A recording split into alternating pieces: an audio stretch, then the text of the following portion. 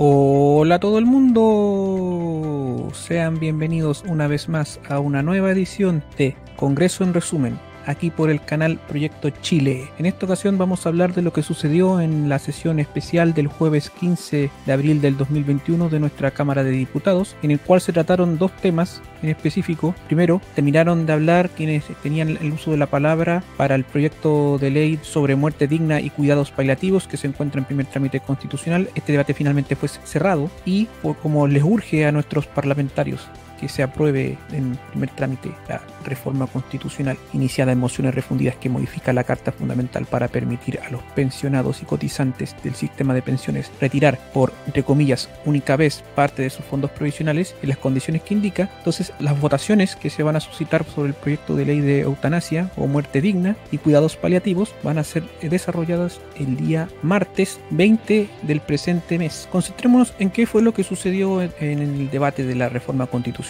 para permitir retirar nuevamente fondos previsionales. Primero que todo, eran dos proyectos los que estaban propuestos sobre la mesa. Uno es una reforma constitucional a artículos permanentes de nuestra constitución política, que aún está vigente, y el otro era una reforma transitoria similar a los retiros del 10% anteriormente aprobados por el Congreso, sobre todo en relación al segundo retiro que fue propuesto por el gobierno. Pero antes de hablar de lo que sucedió, cómo fueron la votación de los proyectos, primero partamos por en qué consistía la reforma permanente a nuestra constitución propuesta por parlamentarios de la oposición o parlamentarios de izquierda, como usted prefiera. Primero que todo, consistía en reformar el artículo 41 de nuestra constitución política, que está relacionada al estado de catástrofe en caso de calamidad pública, que tiene que ser declarada por el presidente de la República, determinando la zona. Entonces, ¿qué es lo que decían nuestros parlamentarios? Querían incorporar un artículo 41 bis del siguiente tenor: sin perjuicio del derecho a retiro establecido en la ley 21.295, que esa fue la ley propuesta por el presidente de la República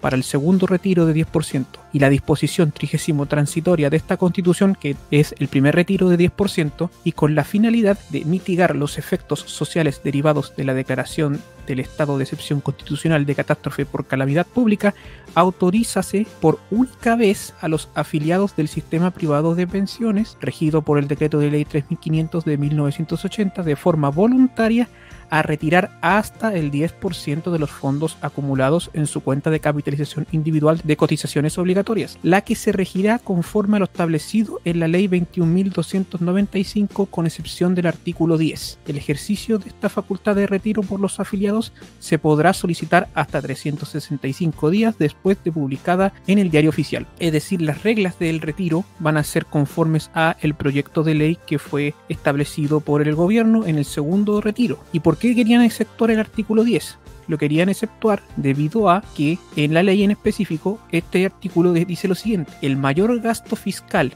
que represente la aplicación de esta ley durante el año presupuestario de su entrada en vigencia se financiará con cargo a los recursos del Ministerio del Trabajo y Previsión Social, en lo que faltare con cargo a la partida presupuestaria de Tesoro Público. ¿Y qué es lo que pasa? Que este artículo 10, de haber estado incluido, según nuestros parlamentarios, lo hacía inconstitucional porque esto es de exclusiva facultad del presidente de la República de turno. Entonces, por eso tenían que exceptuar ese artículo 10 de la reforma constitucional permanente, poniéndolo en el estado de catástrofe. Pero nuestros parlamentarios también proponían cambios al artículo 43, que también está en el tema de declaración del estado de asamblea y que el presidente de la República pueda suspender o restringir las libertades personales, que tiene que también relación al estado de sitio. Entonces, en una parte de este texto dice lo siguiente: podrá asimismo disponer requisiciones de bienes, establecer limitaciones al derecho de propiedad y adoptar todas las medidas extraordinarias de carácter administrativo que sean necesarias para el pronto restablecimiento de la normalidad en la zona afectada. Bien, y aquí es donde nuestros parlamentarios proponían lo siguiente: el Congreso Nacional, de conformidad con lo dispuesto en el párrafo segundo, numeral 6 del inciso cuarto del artículo 65 de nuestra Constitución,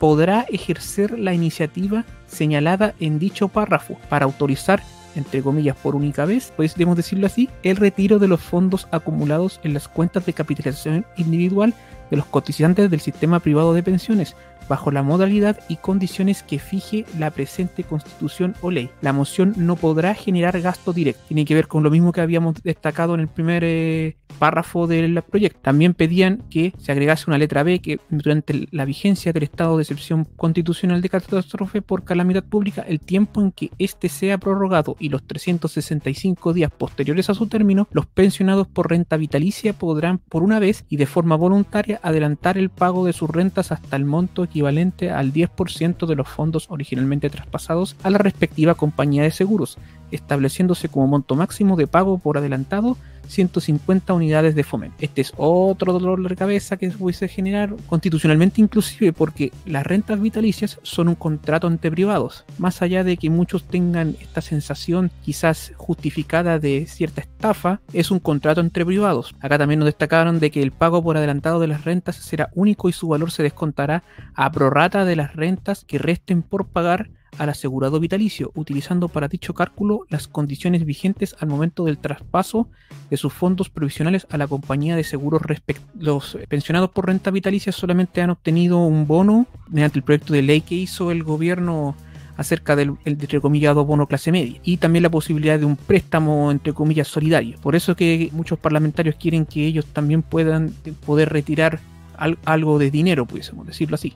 Acá también se destacaban que el procedimiento de solicitud, la exención de todo tipo de gravámenes e impuestos y las demás regulaciones que no se opongan al presente artículo se ajustarán a lo previsto en la disposición 39ª transitoria de esta Constitución, que quiere decir acerca del retiro del primer 10%, para el cual no había el asunto de las rentas vitalicias. El procedimiento para exigir el pago de deudas originadas por obligaciones alimentarias se sujetará a la ley. Esto era lo que proponían nuestros parlamentarios. Y posteriormente una reforma al artículo 65 permanente de nuestra Constitución que tiene que ver con las atribuciones exclusivas del presidente de la República, bien, en el cual ellos querían que por declaración del estado de excepción constitucional de catástrofe, la Cámara de Diputados o Senado podrán ejercer la iniciativa señalada en el párrafo precedente para autorizar por única vez el retiro de los fondos acumulados en las cuentas de capitalización individual de los cotizantes del sistema privado de pensiones bajo la modalidad y condiciones que fije la presente Constitución o la ley.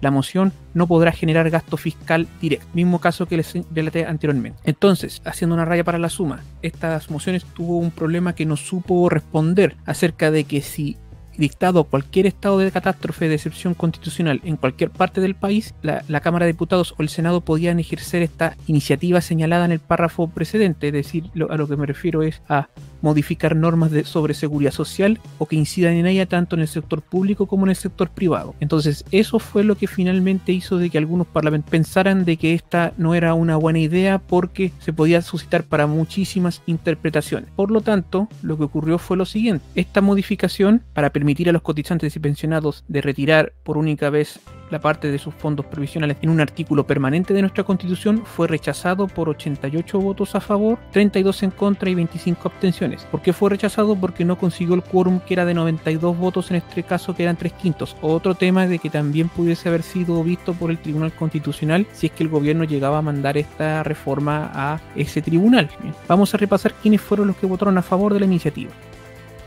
Ahora vamos a ver quiénes votaron en contra de la misma. Aquí están las abstenciones. Está el diputado Keitel, que se sometió al artículo 5b de la Ley Orgánica Constitucional del Congreso, es decir, se inhabilitó, y existió el pareo entre el diputado de la DC Ortiz y el diputado Harry Jürgensen debido a que este primero se encuentra con problemas de salud.